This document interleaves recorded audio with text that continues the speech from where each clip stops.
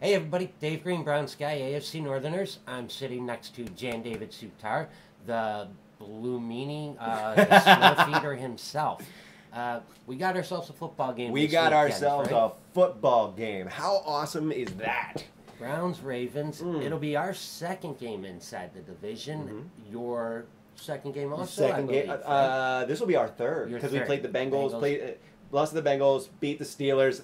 Fuck the Steelers, and now we're playing you. So we've pretty much completed the circle as far as the division, just for the first couple of weeks. Wow, that's early, man. That's early. Yeah, at first, it was interesting. Like, everybody was, whenever I looked at the schedule originally, I was like, oh, this is going to be a tough schedule, like back to back to back. Got Steelers, then Browns, like, And now I'm feeling pretty good about our playoff chances. So we'll see. We'll see. All right, so he's counting his chickens before the eggs actually hatch, and he's I looking always like do. 3 months down the road. Let's be realistic about this game, and let's start at the back end of your games. Yeah. 49 points to 9 given up. No touchdowns given up whatsoever In the second half. That is impressive, and that is where we're going to be tested. I will actually say that the more impressive stat to me is our red zone attempts. Our red zone attempts. As of last week, we were 12 for 12 in the red zone. Jeez. Yeah. So, and Is that touchdowns and field goals, or is that just straight touchdowns? That's just straight touchdowns. 12 of For 12 for 12 in the red zone when scoring. So that to me is a way more impressive stat than like that. Yeah, it's great to not have any touchdowns in the second half, but the fact that we can go to the red zone and consistently make things happen is really fascinating. And I might be wrong about that. It may not be just touchdowns. It may be like 3 points as well. Okay. But I need to go back and look at my note. But in general, I really am more impressed with that than almost any other stat. I would like to say the reason that they're like that is because of their tight ends. In watching their game against Pittsburgh, going back and watching the week before's game, the tight ends and John Brown played such a huge role. Dude, Smokey has been guys. great.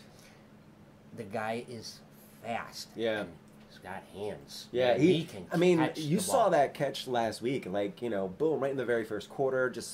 It was a thing of beauty, really. It was reminiscent of like Mile High Miracle in its own way, but it happened at Heinz Stadium. So yeah. Anytime that Pittsburgh gets beat, that's a good week. Yeah. Even if we all lose in the division, as long as Pittsburgh loses, it's everybody's smiling. Half smiles. Yeah. Because I know, like, when the Browns lose, that really affects me on Mondays. No, it really does. No, Like, me too. it- Like I was depressed. Like once after such the beating that we gave in week 1 to the Bills, 47-3, and then coming into like the Bengals and losing in the jungle. And Marvin Lewis just has Flacco's number in so many ways, and it's still puzzling to figure that out. But I'm curious to see how we do against them in the later part of the season. In all fairness, Cincinnati is a legit team, Yeah. and they're doing it minus what should be an all-pro center. Yeah. And who knows when they get Billy Yeah, Price no. back. They're saying that he's not... When you listen to, like, Ace Boogie or L.A. Bengal fan, they're not even sure when he's coming back. Yeah, and it's then- like a slow recovery, and I guess he had a setback. Yeah. Supposedly. So Also, I don't want to get off topic too much, but I think it's interesting what's going on there with Mixon. With his injury, might possibly, no, Mixon's back this week. Is he back this week? He's back Okay. this week. They lose Gio. Giovanni Bernard. I don't know what happened, but he's out 2 to 4 weeks now. So they were talking earlier in the week that they were going to end up splitting carries, maybe 60 to Bernard, 40 to Mixon. Now it looks like Mixon's going to be the full go on this thing. Interesting. And if you play fantasy and you got Mixon, I would line him up and give him a shot this week. Yeah, it's honestly. not a bad play. All right, so let's get on to ours. All right. So how do you? What are the things that you're looking for in this game? As far as what I'm watching from you guys, or from what I'm looking for from Let's us? start with your team. All right. So they mentioned checkdowns versus attitude in the Todd Haley press conference. Yeah. And Haley's got to learn to maneuver the playbook to work with what Baker does and how Baker is as a player. I expect to see less checkdowns this week. I expect to see more bootlegs from Baker this week to avoid The sacks. Suggs, and those guys. If we avoid Suggs, it takes pressure off of Harrison, and Harrison has actually played really, really good at that tackle position for being an undrafted rookie. Yeah. I honestly think Suggs will be neutralized this week. I think. By who? Who do you think is going to do that? Our offensive line. I think Harrison neutralizes him. Interesting. The guys I think that your defense presents a problem to us with is your safeties, and in particular Weddle. Weddle, everybody... 6 interceptions against you guys? Yeah, he's had 6 interceptions against you. In his career? So far, playing with the Ravens. Against the Browns, he's had 6 interceptions against the Browns. He plays center field, and he knows exactly what to do. He can disguise the coverage. He can disguise the way he's going to play the play. Like, the guy still has it in his mid-30s. Yeah. Like, that is a huge thing for you guys to have back there. Because other than that and having Jefferson and Suggs, I'm not sure of another defensive player on your team. Well, I mean, there's a possibility of us getting Willie Henry back. So Okay. that could cause some problems for you here and there. I mean, he's a great defensive tackle. We're going to see how he does after that the hernia surgery that he had. He feels like he's ready to play, but we'll see what the injury report says. That'll come out later today.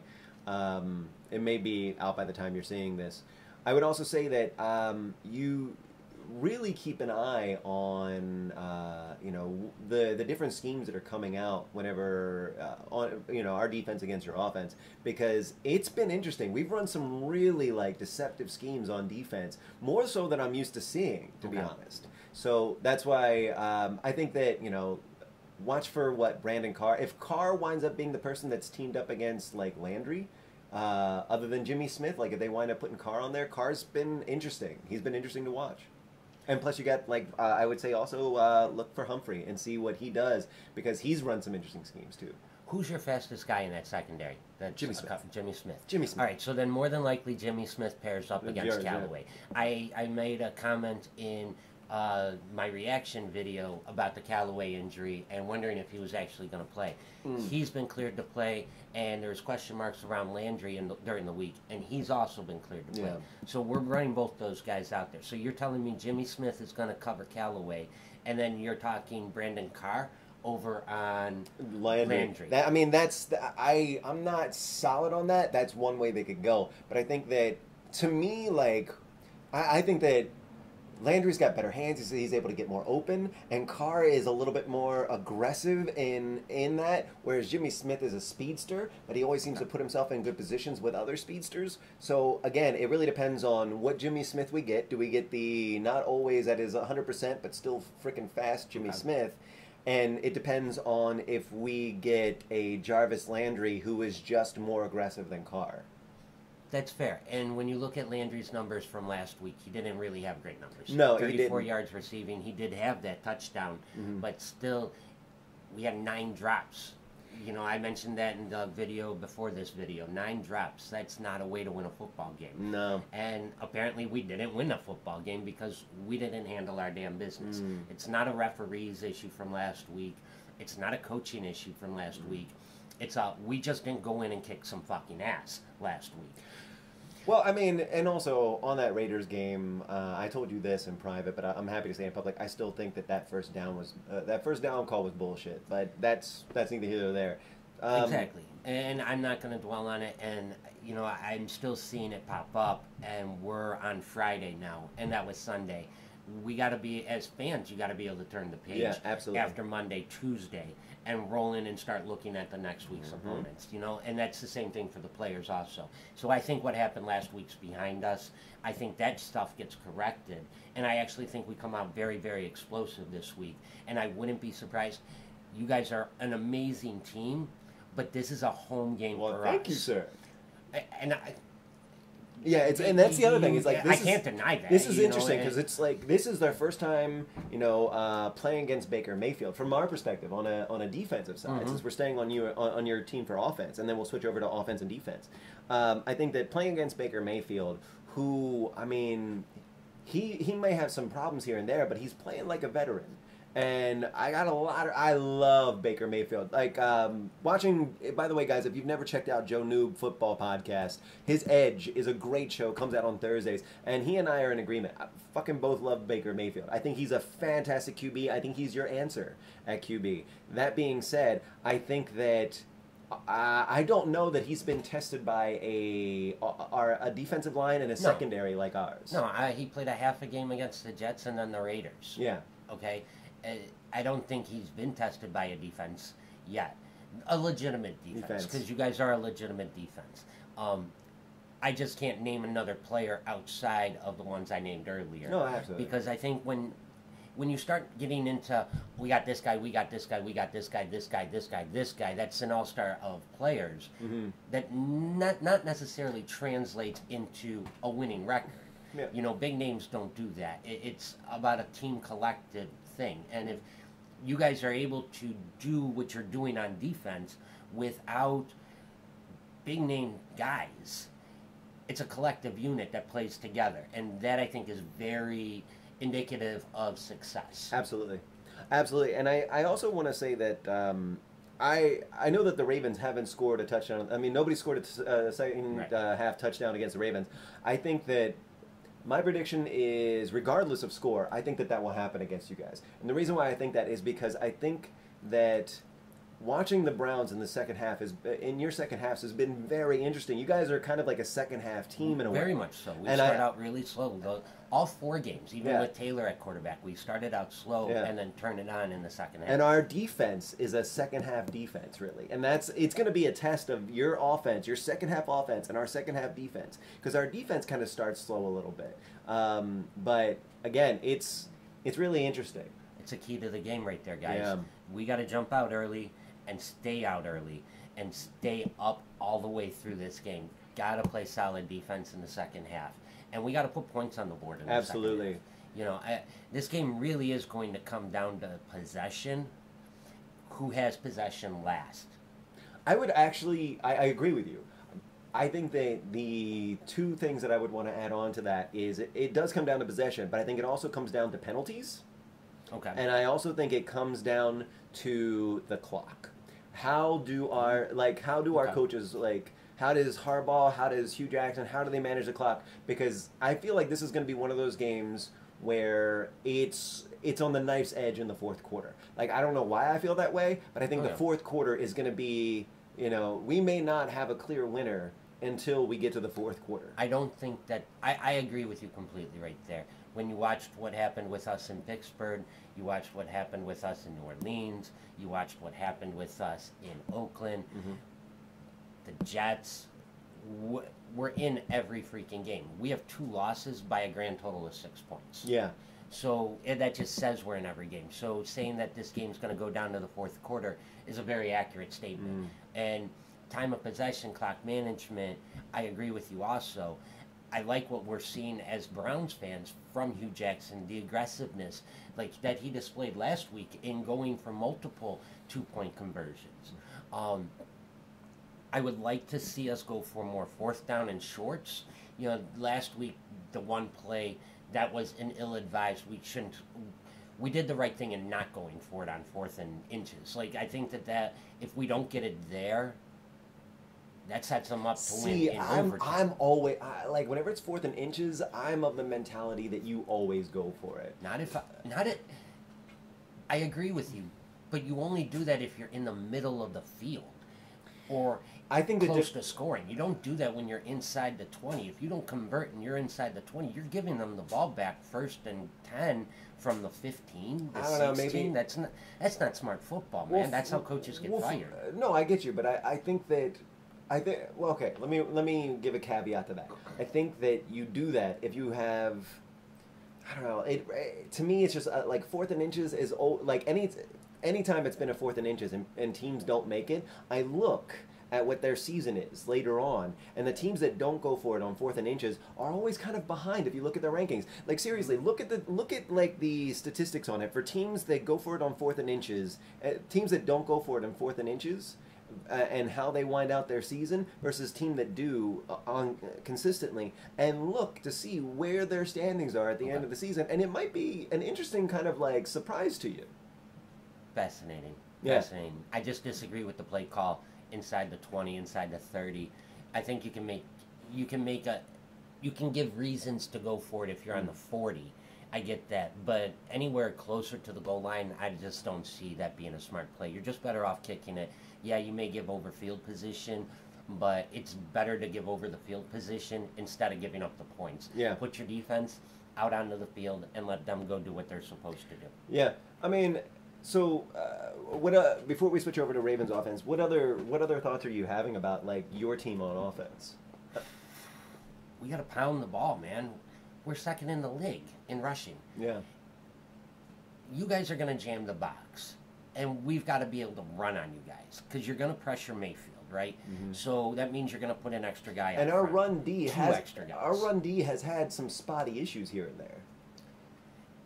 If you guys come out spotty this week against our rushing offense, we're just going to pound it all damn day long. Mayfield won't have to throw shit, and we're going to end up winning. Well, I think that in order to win games, you got to throw the ball. No, I understand that. But what you're saying is if you guys can't handle the run, there's no need to back away from running on you. There's no. Yeah, let me if you clarify. can go 3 and handoff, 3 yards, cloud of dust. Handoff, 3 yards, cloud of dust. Handoff, and you get that 4th yard. Your first down. Clock's still moving. That eliminates your offense from getting back onto the field, which neutralizes Flacco and John Brown. What I would say is it's usually the bigger plays that wind up catching us off guard. Like there's some looks that like have thrown us off on defense whenever it comes to running.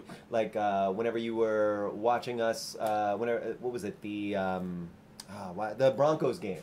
Like yeah, we won, but there were definitely some plays there that just should not have happened. Like there were runs that like it was frustrating to watch our run D not be able to come across and like stop the run there.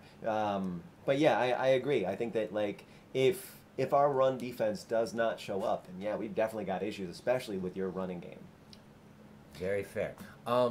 Let's kind of flip it to you guys. All right. What are you expecting from your offense this week?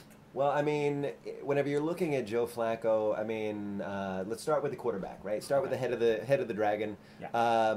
So he has, I think his QB rating is 96.9 for right now. His passer rating is 96.9, 64.3. He is 110 for 171. Whenever Joe's been healthy, he's got good people to throw to, and on top of that, he's got an offensive line that's actually given him enough time. Like, and plus, I mean, I've really been impressed with Joe Flacco. I've said this from the beginning. I've never really been wacko for Flacco, but this season's a little different, and I might be eating my words a little bit. And I'm totally okay with that. If I'm wrong, I'm wrong. That being 3 said, years.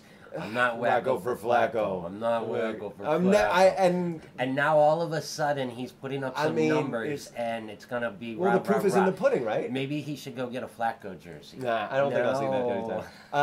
I don't wear jerseys of anybody that's not retired. It's a weird feeling to me. I will say that you look at our stats. I mean, there's all the numbers are out there for you, but on offense, like I think that Flacco is looking like the 2012 Flacco that won a Super Bowl. I really like the way he looks in that. He actually looks a little bit better, to be honest.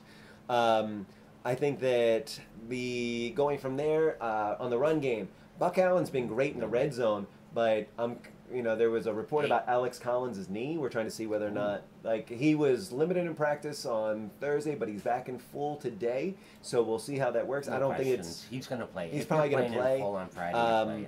I think that the other thing we got to think about is on offense as a whole. 13 consecutive games with 20 points. We have played 13 consecutive games where we have 20 points or more on the board. And again, with the advent of our new wide receiver core, I'm concerned about Crabtree on drops. He's made some clutches, but he's been a little drop happy. John Brown's been a great threat. Yeah. Sanders has been amazing. Sanders and Boyle have been really great at not just blocking. Boyle?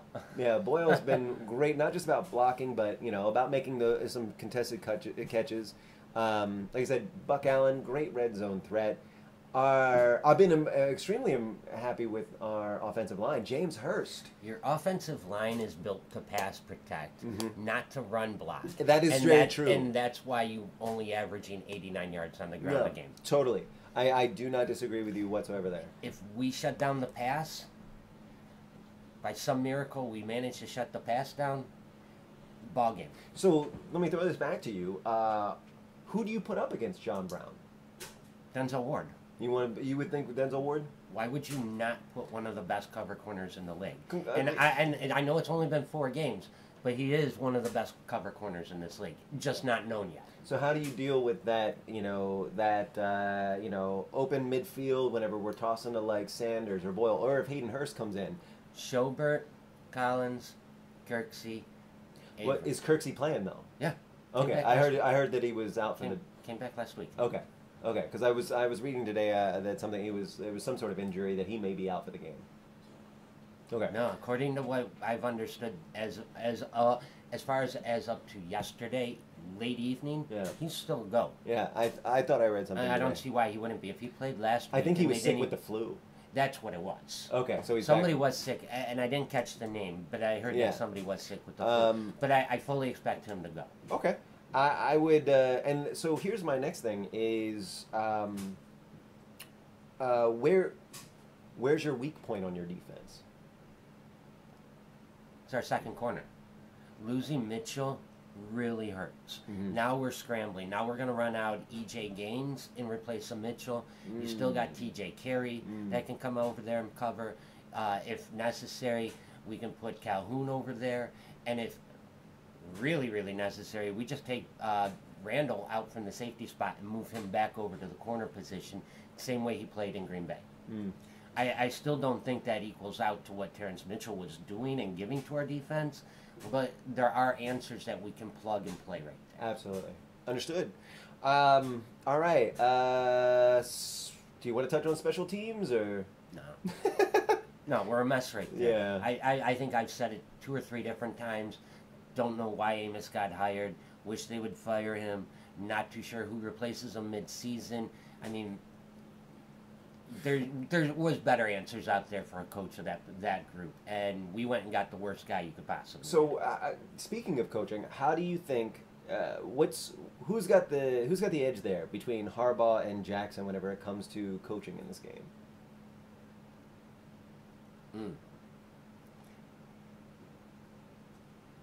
Jackson gets the guys to play for him.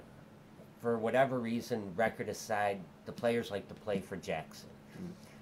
Harbaugh has been in Baltimore for, 10 years now? Almost, yeah. Coming up on it. Or it's already passed. He has 2 Super Bowl victories in Baltimore? 1. 1, but an appearance in another one? No. We've only ever made... The only time we made it to the Super Bowl, we won. Okay. So we have 2 Super Bowl trophies, 2000 and 2012. I think it becomes... Realistically... Not trying to be a homer or anything like that, I say the edge goes over to Harbaugh. Just because he's been there for so long, he's working with the same quarterback for so long, the edge just has to go to Harbaugh as far as that stuff goes. I would say, however, I think that I love your offensive coordinator more than I like mine. I think that Todd Haley I just like him. I like your OC. So I think that like you get the edge there on a offensive coordinator as far as like schemes go, because I really like Haley. Knowing Haley came from Pittsburgh, I have a question for you. You guys had to play them. Usually it's for very important games, so you guys were kind of familiar with what Haley was like in Pittsburgh.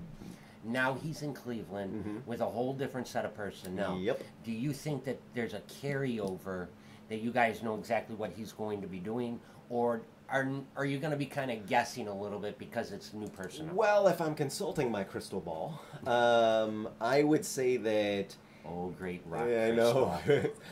Let me pray to the gods of Ray Somebody Lewis. Get him a kale smoothie quick. Jesus Christ. So I would say that I think Haley is a problem for us. Okay. I think that Haley, even though he's coming with a whole new team, I think he's still Haley. Gotcha. I think Haley has been the reason that Steelers have really given the Steelers have given our defense trouble before. Whenever it came to, like, if you look at it, like the Steelers before this last game had won against us the last 4 times we played. Okay. So, and I mean that's Haley. Yeah. With the scoring. So that's why I'll share this more in my prediction. But is that a direct result of player personnel, or is that a result of him being able to know how to scheme against you guys? I want to. I mean, look at how bad the Steelers looked against us. Yeah. Okay. And almost the exact same kind of deal that we had, and yet there's no functionality there. I think that Haley he may not have been the most of the keystone, but I think he's a good chunk of the keystone reason why they were able to do it. So that's one of the reasons that I think that this game is actually going to be more of a fight than we had against the Steelers. I think we got better talent than Pittsburgh. Absolutely, I do not disagree. So, do you have a final score for this game? I do. Do you have anything else you want to discuss? No, I before think we that go into that no, I aspect think of that it? I'm ready to move on for that. I don't want to keep anybody else waiting. So, do you want to do yours first, or do you want me to do mine? I'm going to say, if this game was in Baltimore, Baltimore would win. It's in Cleveland. I'm saying Cleveland wins, especially coming off the hard loss last week. I'm going to say that this game is settled by 3 points or less, and I'm looking at 32-29, 32-30-ish. I think it's going to be a decent scoring game. I don't think it's going to go that high. No? No, I think that you're not completely off in my estimation. But do you have any other predictions on that, or do you think that? So your score was what? I'm going to go 32-29. 32-29. I'm going to say that I think that the Ravens eke this out. I think that you guys will wind up scoring in the second half. Okay. I think you will wind up scoring in the second half. I just put that faith in Todd Haley. Okay. And also in Jarvis Landry against our secondary. I think that's and Callaway as well. Like, if Callaway gets loose, then woof. But I think it's going to be 28-21 Ravens. And no I think field goals. I don't think. I think that. I mean, there's always the possibility, but I think it's going to be 28-21. I think this is going to be a touchdown shootout. But you don't think it's going to be a high-scoring shootout? I think that. It's going to be touchdowns, but you don't see it being something in the 30s or in the 40s. No, not really. And the reason why I say that is because I think that if your defense can find its ground at home, and our defense can again, do what it's been doing, I don't see any reason for it to be a high-scoring game. It's just not. It's not. I don't know. My crystal ball says no. So yeah, that's my prediction: 28-21 Ravens. But I think that it's going to be a battle until the fourth quarter. Like I said, I don't see this game going. I agree with that. I think it goes all the way down to the wire. I think that it's going to be one of those games where it's a nail biter the entire way. So Ravens fans, you may think that this is going to be a easy in and easy out. No. I don't think it will be. Be prepared to face. It's going to be nerve-wracking. Yeah, I would completely agree with that. Let's give a couple of shout-outs. Rock on. Let's do that. Let's first give a shout-out to New Stripe City, Ace Boogie. Ace. Excellent videos. Great. Check him out. Yeah. Also, Joe Nubo. I want to say it's NP Football. It's changed a couple of times, but it's Joe Nubo. And just if you type in Joe Nubo, the ad, you're going to get a list of all of his videos. He does great info. He's really stats related too. He's got really good ways of looking at the game. I love Joe. He's a great guy, and he's been a friend of the show forever. In addition to that, please check out Mark Herman, aka LA Bengal fan. He posted his preview of his game coming up against Atlanta on Wednesday, I believe. Yeah. So if you haven't seen that, go ahead and give that a look. And I'd like to plug Chris Atkins. Where you been? I think we're gonna get a video from Chris. I would like to get a video from Chris. So we'll see there. But and guys, if you post one, I'll retweet it and I'll put it back up onto the Facebook, like I do with everybody's video that gets posted. And don't forget also, guys, if you like us, if you like the show, if you want to help support the show, subscribe, share, comment. We love comments. We always respond to our commenters. And thank you guys also for getting us over 1,000 subscribers. Yeah. I can't believe that. Thank you guys. You like us. You really, really like us. You don't know that? I don't think they really like us. I All think right. they like to bag on us. But Yeah. either which way, 1,000+ has subscribed. It's and, great. kinda I cool, appreciate you. I think that we're good here. Anything else you want to say? So, fuck Baltimore. Fuck Cleveland. And we will see you guys hopefully. I'll be right back after the game. Yeah, and I'm gonna try to do my best. Honor. I gotta work. I hate working. But all right, guys, thank you so much, and I'll let you sign off. Everybody have a great one. Fuck the Patriots. Have a good rest of your Friday, and go Browns. Later. Later.